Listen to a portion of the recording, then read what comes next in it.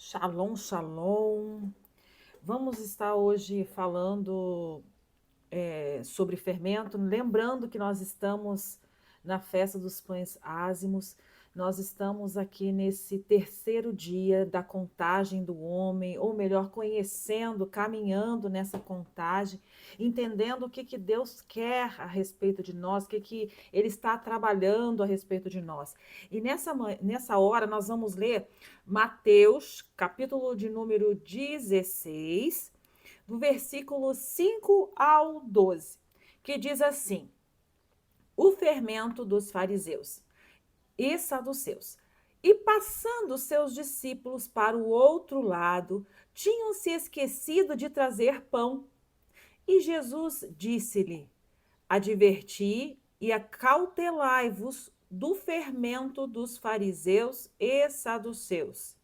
E eles arrazoavam entre si, dizendo: é porque não trouxemos pão.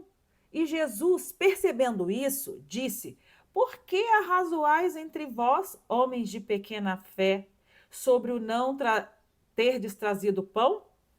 Não compreendeis ainda, nem vos lembreis dos 5 pães para 5.000 homens e de quantos cestos levantastes? Nem dos 7 pães para 4.000 e de quantos cestos levantastes? Como não compreendestes que não vos falei a respeito do pão, mas que vos guardasseis do fermento dos fariseus e saduceus? Então compreenderam que não dissera que se guardassem do fermento do pão, mas da doutrina dos fariseus. Fala hoje aqui será a respeito, mais especificamente, a doutrina dos fariseus, que é o fermento, né, dos fariseus e o fermento dos saduceus falados aí.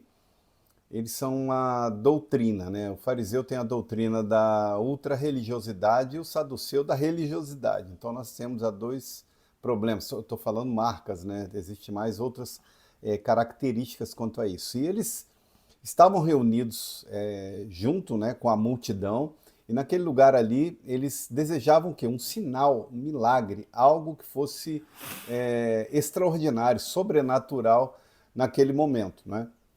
E, e Jesus ele lança essa sentença ali, né? Tomem cuidado. Na verdade é uma advertência. Tomem cuidado com esse fermento.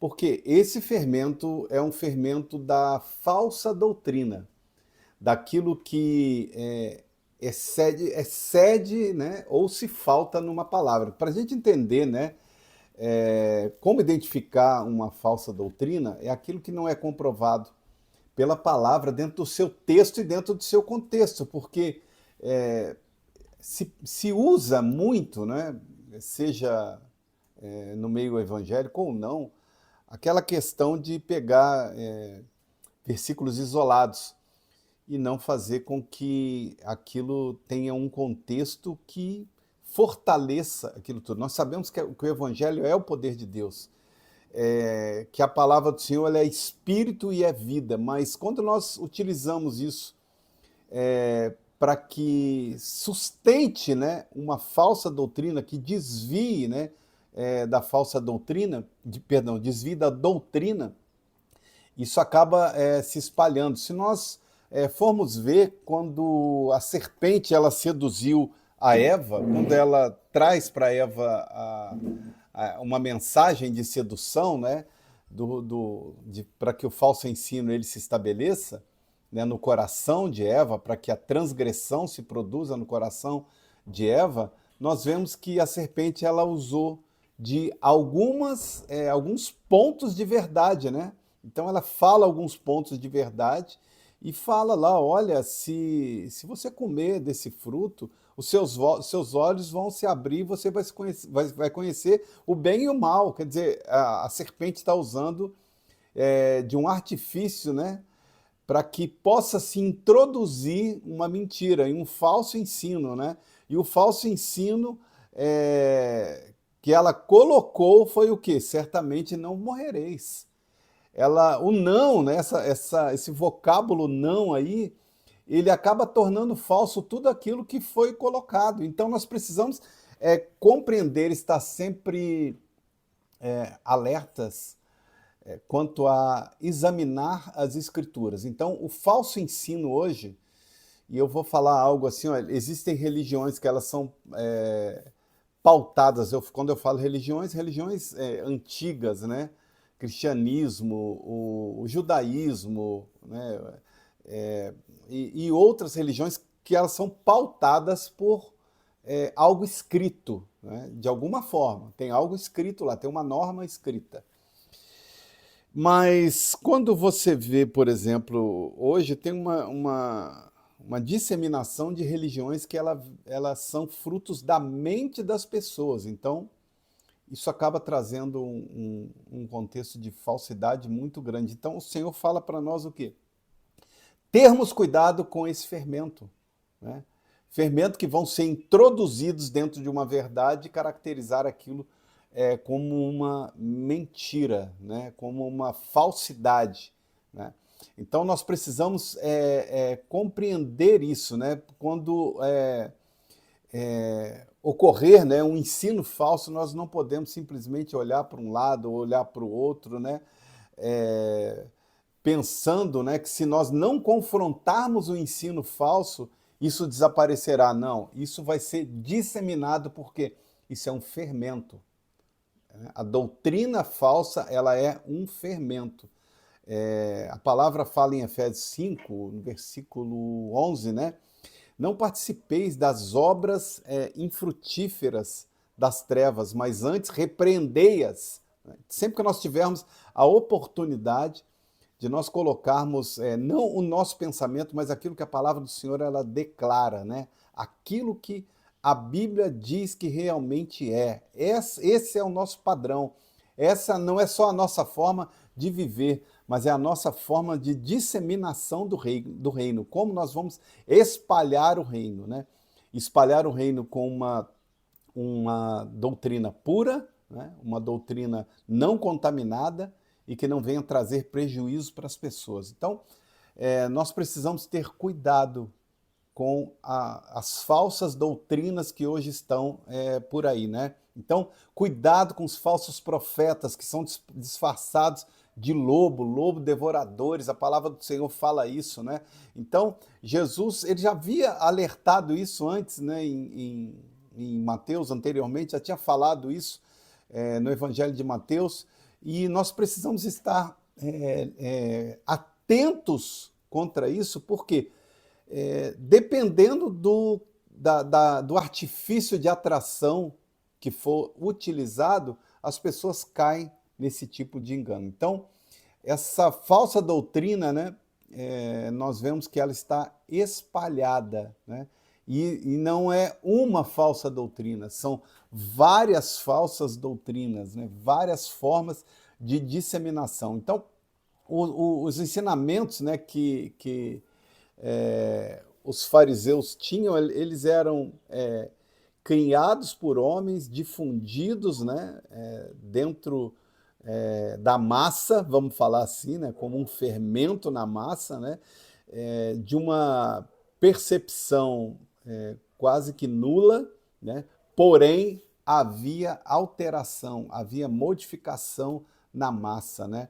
A palavra fala em Romanos, se as primícias são santas, o resto da massa também é. Então, que nós tenhamos, né, nessa festa de pães ázimos que nós estamos, nessa contagem do Homer, que nessa primeira semana nós estamos falando sobre a festa dos pães ázimos, que nós tenhamos realmente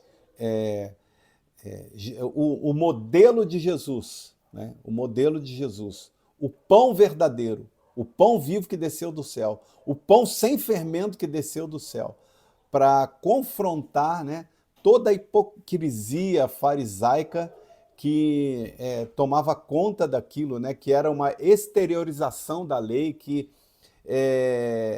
eles faziam de uma forma externa, mas o coração deles estava cheio de incredulidade, de pecaminosidade, de maldade, né? Então nós vemos que isso tudo fazia parte disso, né? Essa hipocrisia, né, que os fariseus tinham, que era uma marca farisaica, né, é uma forma de se fingir as ideias, os pensamentos, os sentimentos, os princípios, né?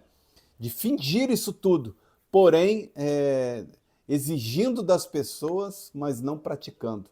Que nós tenhamos nesse tempo, né, uma mudança de mente, uma mudança mental, a fim de que nesse tempo, né, o fermento dos fariseus, eles venham ser analisados e confrontados por nós dentro do modelo que a palavra do Senhor fala. Pai, nós oramos agora, diante dessa ministração, e nós colocamos o nosso coração segundo o teu coração. A tua palavra fala, Senhor meu Deus, que o teu coração, Senhor meu Deus, é um coração que dá destino para nós, e o destino que tu estabelece para nós não é um destino em meio à falsidade, não é em meio à dissimulação, não é em meio a fingimento, não é em meio a farsas, traições, desonestidades. O nosso coração, Pai, tem que estar segundo o teu coração. A tua palavra diz, dai-me o teu coração.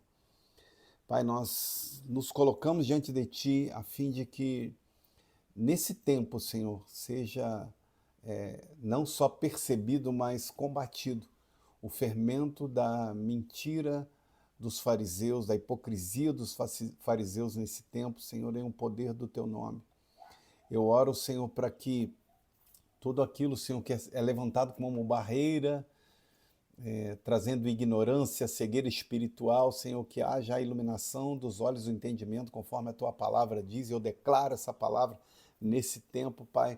Eu repreendo tudo aquilo que o inimigo já acessou, disseminou, colocou, depositou no coração de cada um dos teus filhos, que isso seja arrancado, desarraigado, destruído de uma forma poderosa nesse tempo, Pai, que haja uma restauração de destino baseado naquilo que a tua palavra diz, Pai. Nós queremos declarar nesse tempo um tempo de restauração poderosa, um tempo de avivamento poderoso, um tempo de semeaduras realmente em solos férteis, que nós possamos produzir isso em outros solos, corações que muitas vezes estão com a mentira depositada dentro do seu coração, a hipocrisia depositada dentro do seu coração, o falso ensino, a falsa religião, aquilo que não tem a base na tua palavra, que é a verdade.